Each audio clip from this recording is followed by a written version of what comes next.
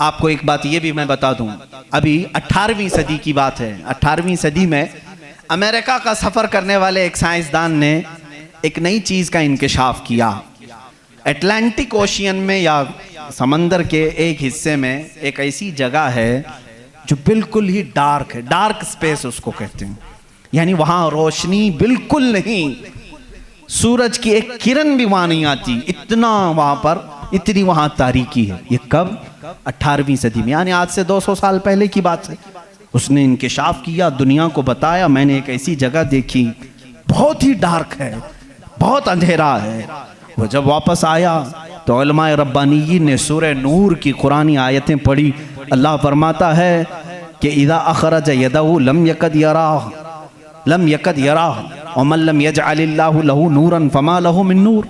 अल्लाह फरमाता है हमने कायनात में एक ऐसी जगह रखी है कि उस पर अंधेरियों पर अंधेरियां हैं, अगर तुम हाथ भी निकालोगे तो हाथ भी नजर नहीं आएगा, हाथ भी नजर नहीं आएगा। ये कहाँ का?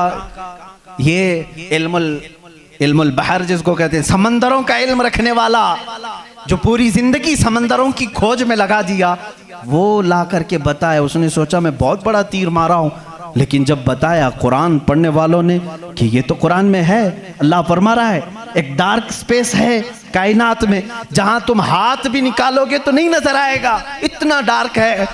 वो सटपटा गया, परेशान हुआ, मैं इसकी तहकीक करूंगा। ये कुरान में आई कैसे बात? सबसे पहला दुनिया का मैं इंकशाफ करने वाला हूँ, मैं इसको सबको बताने वाला पहला फर्स्ट आदमी मैं हूँ। ये पहले से कहाँ से आ गई कुरान? फिर वही दो बातें मैं बताता हूँ मेरे अजीज़ों। उसको भी यही झटका लगा कि ये कुरान उस ज़माने में नाजिल हुआ जब साइंस का वजूद नहीं था, और उस पर नाजिल हुआ जिसको दुनिया में किसी ने सिखाया नहीं था।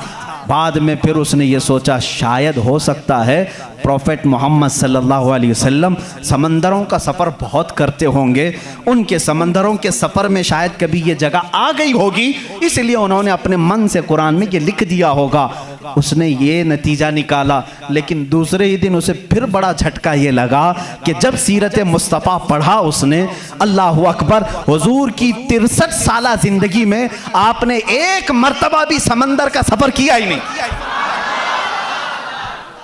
ये बहुत बड़ा झटका लगा कि वो मोहम्मद सल्लल्लाहु अलैहि वसल्लम कभी पूरी ज़िंदगी में समंदर का सफ़र किए ही नहीं। मेरे अजीज़ों, इस बात में गलत फहमी में ना आना कि वह समंदरों को नहीं जानते थे। वो मेराज का सफ़र करने वाला रसूल समंदरों को ज़रूर जानता है, लेकिन ये हिकमत इलाही थी कि कभी समंदर के सफ़र करने का इत्तेफाक नहीं हुआ।